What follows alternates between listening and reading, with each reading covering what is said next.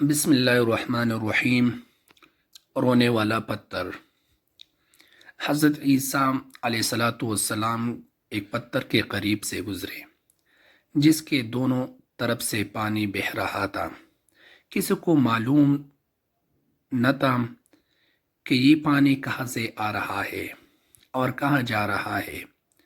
حضرت عیسیٰ علیہ السلام نے پتھر سے دریافت فرمایا، اے پتھر، یہ پانی کہاں سے آ رہا ہے اور کہاں جائے گا؟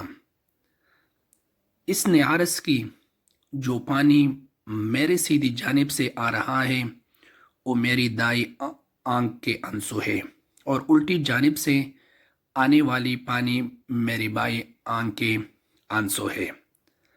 حضرت عیسیٰ علیہ السلام نے پوچھا، تم یہ آنسو کیوں بہا رہے ہو؟